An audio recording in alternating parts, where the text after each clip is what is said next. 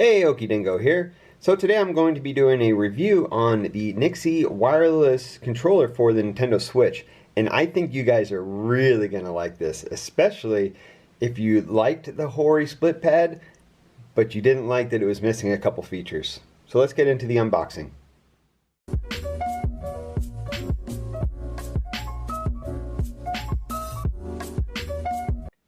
Alright, so here's the front of the box. It's a pretty cool design. It has all that futuristic colors and circuitry going on. I think that's pretty neat. So down here shows the different features, I believe, for the light. So you can have a palette, different colors. You can have breathe, and you can have rainbow breathe. Side of the box shows the address of the company, which is in Colorado Springs. Then it shows the contents of the box. So 2 joypads for Switch, which are going to be the controllers. A frame, which is going to go in the middle, which you can slide the joypads onto because these can be used wireless. 1 USB charging cable and a user manual. There is a note that they would like you to charge them for at least 2 hours before using them the first time. And then there's just some product specifications about voltage and charge time and whatnot.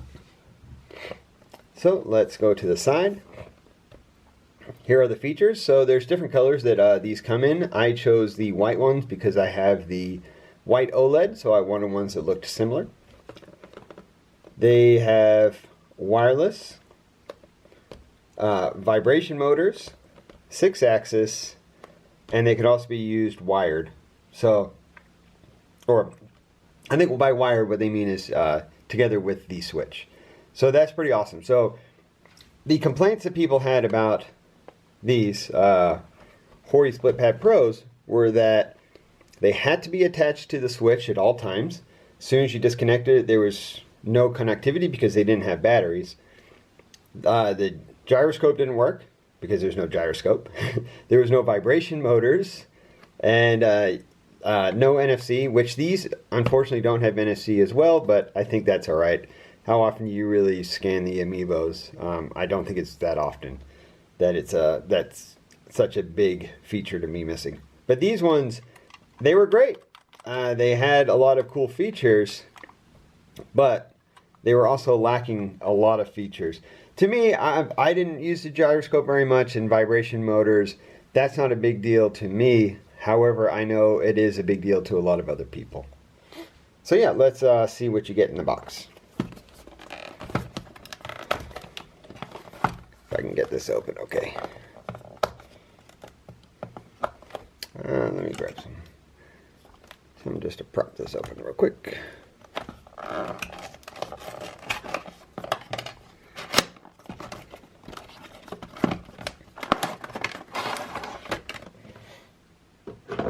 Alright, so first we have the frame. This is where your joy pads are going to sit on when you want to play them as a wireless controller.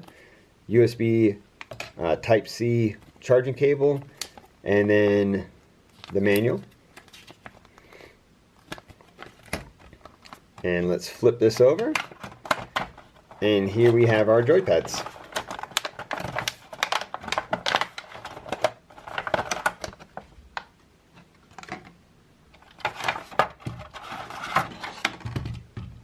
This aside. And they're still really light. As you can see, the shape is fairly similar. These ones, it's kind of hard to tell, but they're a little bit more rounded right here and up here, where the Hori one was pretty boxy. On the back, you still have that button. These ones have more of a grip. I know it's hard to see in the Hori one, but it's much bigger, so it should be more comfortable in the hand, which I think it is. It feels like it grips on. Buttons are nice. They have a good feel to them. Back buttons are good, pretty easy to push. D-pad feels alright. Everything else feels good.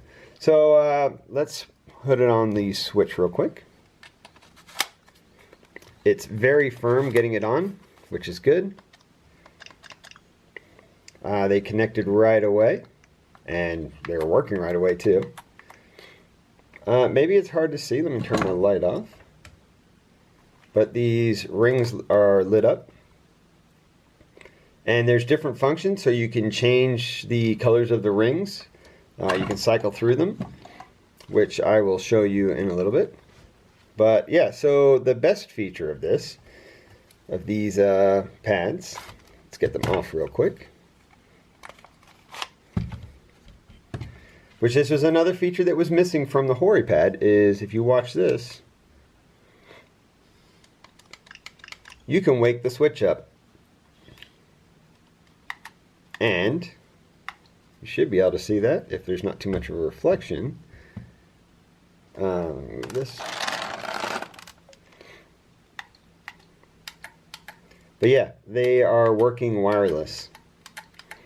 So that is really awesome. On the back here, you have this M button and a T button. So the M button is for mapping. So that's to map a button to your back button. Now, like the Hori, it has to be done on the same side. So this back button, you're only going to be able to map buttons that are on this joypad. On this one, you're only going to be able to map ones that are on this joypad. So I can't map one from this side to this side or this side to that side, which is a little bit unfortunate because I always like to have jump on this side, but that's just a restraint with how it connects wirelessly. So it has to be part of that same joypad for it to actually work. Yeah, so initially, these feel really great. I think it looks really good too. Oh yeah, the other button was the T button, which is turbo. Let me see if I can hold it in real quick and you'll push a button. So now this is mapped to turbo, which I can show in the input screen.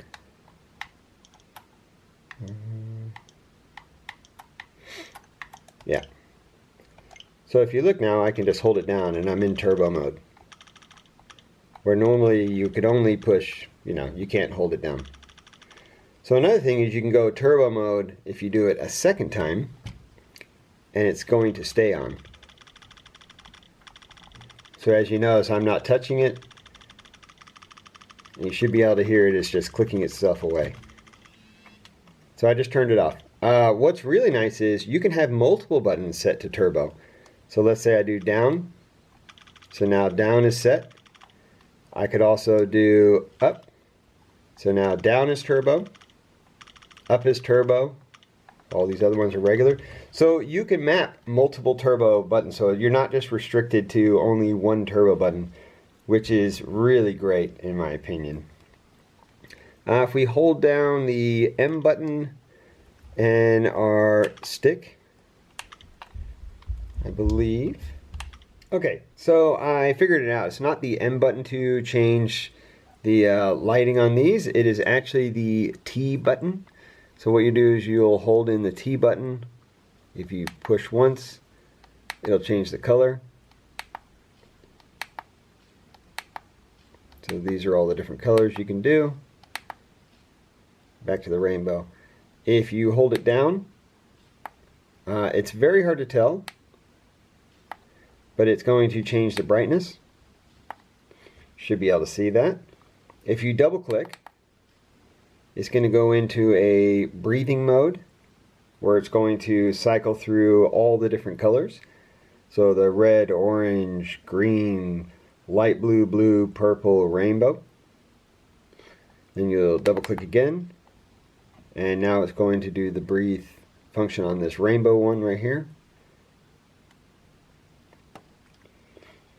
Then you can double click again and it will turn completely off. One more click, we'll turn it back on. Hold it down again to go bright. Alright, another function is that you can adjust the vibration motors. So you'll hold down that T button again, and you'll push up to go to vibration up,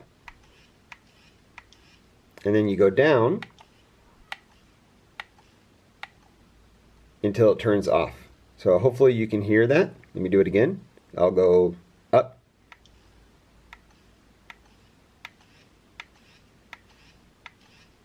and down. So it adjusts from 100% to 75, 50, 30, and then to 0. Yeah, so I think that's some pretty awesome functionality on these. Let's take these off real quick. And it comes with this little center spot. So now you essentially have a Pro controller with back buttons. And it is ridiculously light. And it feels good. Everything feels fine. Like this. All the buttons feel good. As you can see, everything is working fine. Feels exactly the same as a regular Pro controller or Joy-Con. So yeah, what I'm going to do is I'm going to test these out for about the next week, and I will come back and I'm going to give a full review over these. But my initial impressions of these is they are great, especially compared to the Split Pad Pro, where they're very similar, but they added all the features that Hori decided to take out, and most of the viewers kind of complained about that, or that was the thing, not necessarily that they complained about, but that was the thing that was telling them that they didn't need this product or didn't want this product to lose functionality. So yeah, I will get back with the full review soon. Hey, okay, so I have been testing these for about 2 weeks, and I'm going to tell you that I am in love with these Joy-Con replacements. They have worked flawlessly the whole time I've had them. The RGB lights, I think I mentioned before, RGB is not really my thing, but they've really grown on me. Mainly because they just look a little bit different than anybody else's Joy-Cons that you see. So I have been asked about these when I've been playing them at like a Starbucks or something. Asked what kind of Joy-Cons they were. And yeah, so they just look really unique. They are super comfortable because of how big this grip is down here. Fits in the hand really, really nice. The joysticks are a hard plastic with kind of a knurled edge, and I wasn't sure if I was going to like them because the Split Pad Pro, sorry about that, has more of a rubberized texture, and I thought I was going to like that more, but I actually like these because it's kind of sunken in, and that knurled edge is really, really grippy.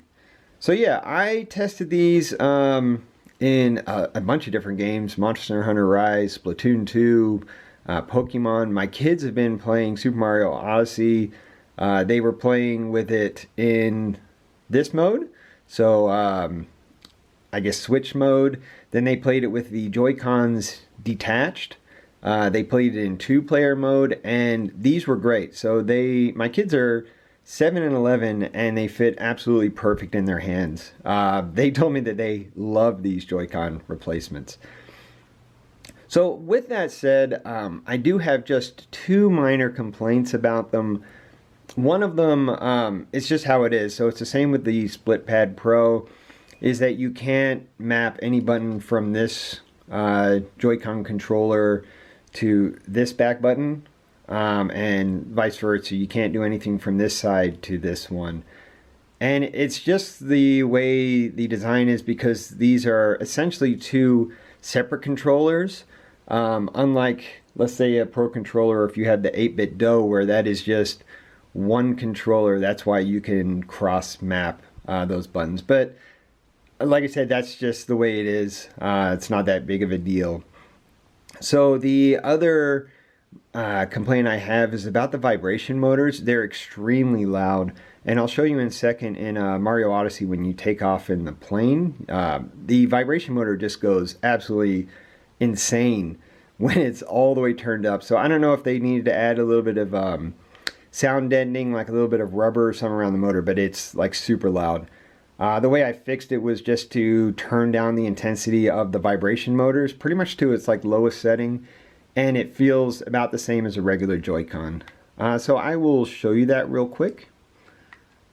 Let me take off real quick and I'll show you how loud it is. So let's just fly over here.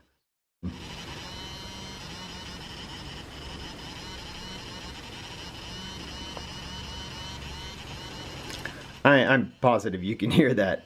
Let me turn it down real quick.